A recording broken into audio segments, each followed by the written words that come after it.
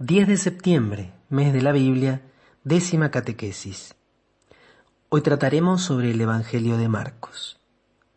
A partir de esta catequesis, daremos algunos elementos que nos ayuden a comprender cada uno de los libros del Nuevo Testamento. Vamos a comenzar por los 4 evangelios, pero no vamos a seguir el orden en que estos se encuentran en la Biblia, orden que todos conocemos: Mateo, Marcos, Lucas, Juan, sino que vamos a comenzar por el Evangelio de Marcos. Porque si bien en la antigüedad hubo una tradición que suponía, que daba por hecho que el primer evangelio fue el de Mateo, del cual se decía que primero había sido escrito en arameo y después traducido al griego, la mayoría de los biblistas, e incluso Benedicto XVI en su libro Jesús de Nazaret, dan por hecho de que el primero fue Marcos. Incluso Lucas y Mateo, casi con total seguridad, tenían delante de sus ojos, al escribir sus evangelios, el Evangelio de Marcos. Acuérdate que estos 3 evangelios, Marcos, Mateo y Lucas, son llamados evangelios sinópticos, porque tienen muchísimas semejanzas, lo cual hace ver que tuvieron una fuente en común. Probablemente entonces Mateo y Lucas tuvieron a Marcos delante, y quizás otra fuente fue tenida también por Marcos y luego también por los demás evangelistas. Entonces es muy interesante, a medida que uno va entrando en el mundo de la Biblia, poder prestar atención a ese pequeño aparato crítico que traen todas las Biblias. Y una de las cosas que casi todas las Biblias actuales traen son los textos paralelos. Por ejemplo, vas a leer el bautismo de Jesús y vas a encontrar debajo del titulito, que por supuesto no forma parte del texto bíblico, sino que es un agregado del editor, vas a encontrar allí 2 citas, una de Mateo y otra de Lucas. Prácticamente todos los relatos del Evangelio de Marcos están también en Mateo y en Lucas.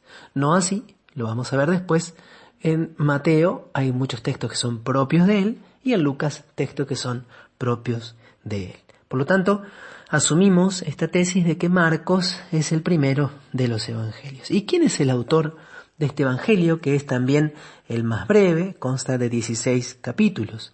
La tradición lo identifica con Juan Marcos, natural de Jerusalén, primo de Bernabé y compañero de este en su primer viaje apostólico. Juan aparece mencionado en el libro de los Hechos de los Apóstoles. Pero no es uno de los apóstoles, sino discípulo, compañero e intérprete de Pedro en la comunidad de Roma. ¿A quién se dirigía este evangelio y en qué fecha fue compuesto? Por supuesto, en esto no tenemos una precisión como la que tenemos con los textos más recientes, pero por algunos datos que se pueden extraer, menciones, alusiones, expresiones, tanto vocablos como alusión o referencias implícitas a hechos históricos, se calcula que este evangelio fue escrito hacia el año 70. Algunos dicen año 65, pero hoy la mayoría dice hacia el año 70. Y fue escrito en Roma.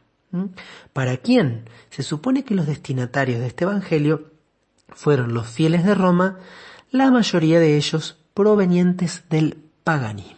Acuérdate que en las comunidades antiguas había como 2 grandes grupos claramente definidos. Estaban los judeo-cristianos, es decir, personas que pertenecían al pueblo de Israel y que habían creído en Jesús como el Mesías enviado por Dios, y personas que llegaban a conocer a Jesús desde el paganismo, que no eran judíos. Este evangelio se dirige a este tipo de cristianos provenientes del paganismo. ¿Cuáles son las características literarias que podemos encontrar en este texto si lo comparamos con el Evangelio de Mateo y de Lucas, por ejemplo, ni hablar con el Evangelio de Juan? Estas características literarias, vale aclarar, se perciben mucho mejor si uno lee el Evangelio en griego. Bueno, nosotros no tenemos esa posibilidad. Quizá vos que me estás escuchando, alguno de ustedes sí conoce el griego. Nosotros en el seminario, cuando nos formamos, lo estudiamos un poco, pero no con tanta precisión y profundidad como para distinguir tanto estas diferencias y estas características literarias. No obstante, hay algunas de ellas que incluso en las traducciones, si son buenas traducciones, se pueden llegar a captar. En primer lugar, está escrito en un griego vulgar o común, con construcciones sencillas. A nivel literario, si nosotros consideramos como una obra, es el más simple de todos, diríamos el de menor calidad literaria, un lenguaje muy parecido al que se hablaba. No tiene tantos recursos estilísticos como tienen especialmente Lucas. La fuente de este evangelio muy probablemente es la memoria de Pedro, los recuerdos y la predicación de Pedro.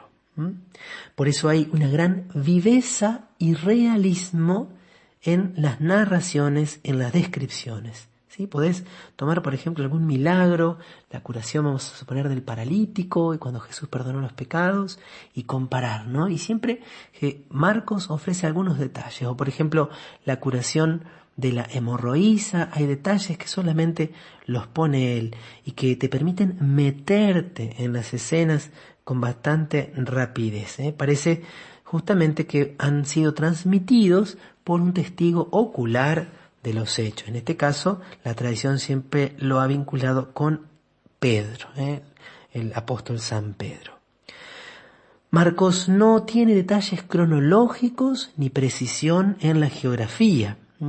Vamos a ver después que Lucas se encarga al inicio de la predicación, de las narraciones de la infancia de Jesús y de la predicación de Juan el Bautista, de situarnos en el tiempo, decirnos quién gobernaba, decirnos quién era el emperador, etc. Marcos no hace referencia a eso, no le da tanta importancia a estos detalles cronológicos, al contexto político de la época, ni tampoco tiene tanta precisión en la geografía. Más bien se va a referir así como a espacios más amplios, a contextos un poco menos definidos. En cuanto al lenguaje, diríamos así en lo periodístico, Marcos es directo y simple, y utiliza verbos típicos y frases cortas. Y utiliza muchas palabras latinas. Hay algunos ejemplos como censo, centurión, denario, legión, lo cual da a entender que justamente fue escrito en Roma y destinado a los discípulos que estaban así en Roma y que estaban llegados desde el paganismo. Marco presenta las enseñanzas de Jesús en lenguaje sencillo y con un esquema catequético, basado en la presentación de los hechos históricos de Jesús, en su persona histórica. Vivió como hombre auténtico, murió y resucitó, y trazó unas directrices misioneras al grupo de sus seguidores. Se destaca mucho en él la naturaleza humana de Cristo y los hechos. Marcos es el evangelio que menos discursos de Jesús va a traer. ¿Cómo se divide el evangelio? Bueno, hay dos maneras de dividirlo, hay muchísimas, por supuesto, hipótesis, pero hay dos fundamentales. La primera es una estructura geográfica, de acuerdo al lugar donde está Jesús. Primero, por supuesto, la predicación de Juan, después están los primeros 10 capítulos del Evangelio. Jesús desarrolla su ministerio en Galilea, en el norte. Si tenés un mapa a mano, fíjate, el norte, Galilea. El capítulo 10 y 12, el ministerio en Judea. En el capítulo 13 está el discurso escatológico que ya se da allí en el contexto de la ciudad de Jerusalén, y por supuesto los últimos 3 capítulos, la pasión, transcurren en Jerusalén. Pero después hay otra estructura teológica como que divide el Evangelio en dos partes. Jesús, el Hijo de Dios, el Mesías, la revelación de Jesús como Hijo de Dios, como Mesías, que culmina la confesión de fe de Pedro en el capítulo 8, y así se divide el Evangelio en dos. Jesús comienza a caminar hacia Jerusalén, se empieza a revelar las características de Jesús Mesías. Sí, es un Mesías, pero es un Mesías sufriente. Para seguirlo hay que cargar la cruz, y la confrontación y el sufrimiento van a llegar con mucha fuerza, hasta llegar entonces a la pasión, donde por única vez Jesús se manifiesta así, se revela como Hijo de Dios, y donde culmina, por supuesto, con su Pascua. Entonces, una división geográfica y una división teológica que podemos tomar en cuenta, y seguramente en tu Biblia la vas a encontrar también.